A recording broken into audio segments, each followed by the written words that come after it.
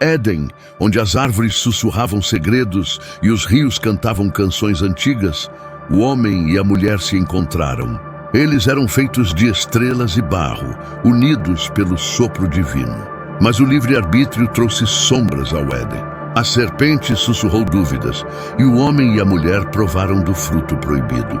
O paraíso se desfez, e o mundo se tornou um lugar de lutas e escolhas.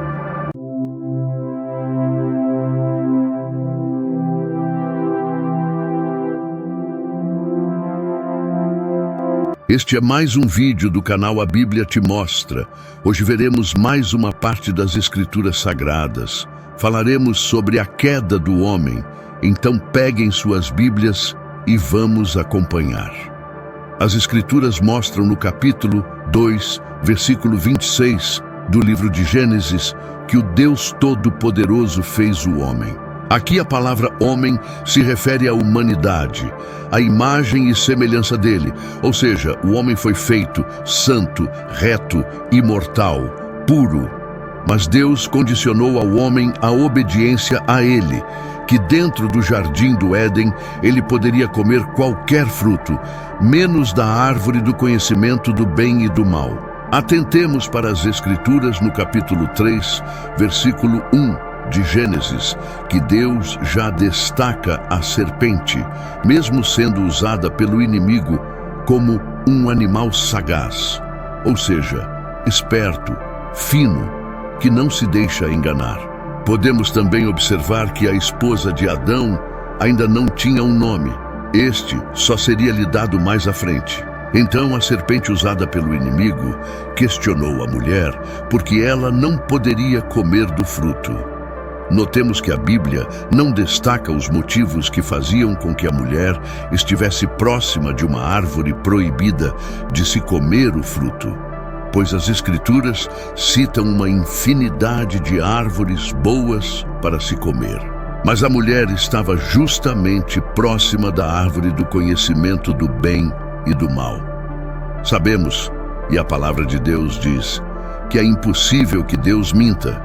Isto pode ser comprovado no livro de Hebreus capítulo 6, versículo 18, que diz assim: para que, mediante duas coisas imutáveis, nas quais é impossível que Deus minta, forte alento tenhamos nós, que já corremos para o refúgio, a fim de lançar mão da esperança proposta.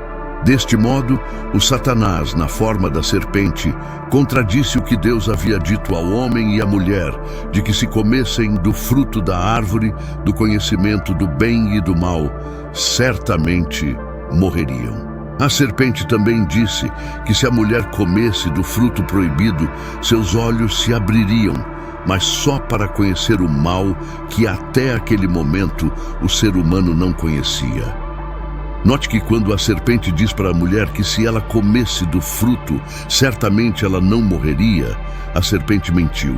Pois no momento em que ela comeu do fruto, ela abriu mão de todas as qualidades da semelhança de Deus. Como havia sido dito por Deus na criação do homem, façamos o homem nossa imagem e semelhança. No momento em que o homem e a mulher comeram do fruto, abriram mão desta semelhança de caráter de Deus.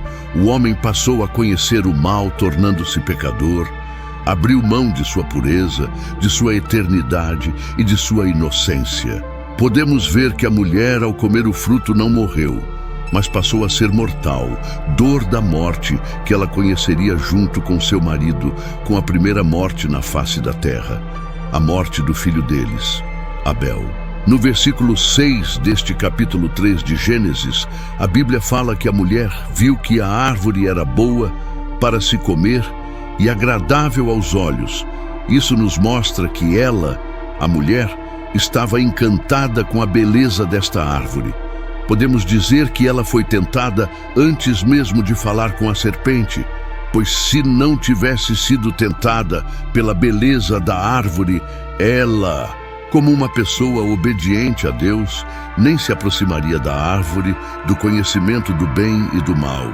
As Escrituras nos mostram no versículo 7 que ao comer do fruto, tanto Adão quanto sua mulher tiveram os olhos abertos, ou seja, perderam a inocência Em seguida, costuraram folhas de figueira para encobrir suas vergonhas, pois perceberam que estavam nus. Entendamos que o abrir de olhos foi única e exclusivamente para o mal, pois o homem só conhecia o bem, não conhecia o pecado.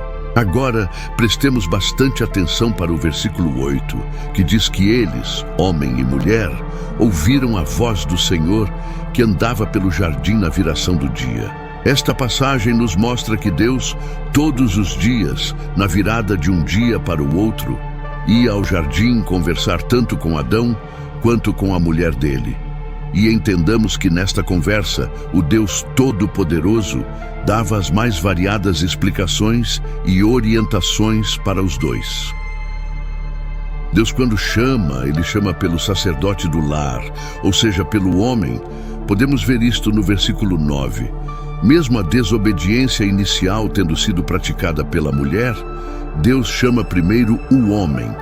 E ao perguntar a ele quem tinha feito ele saber que estava nu, o homem de imediato coloca a culpa na esposa, e Deus, ao questionar a esposa, ela coloca a culpa na serpente. Temos que ter atenção total, pois podemos observar que Deus é o único que tem poder de amaldiçoar. Ele abençoa e também amaldiçoa.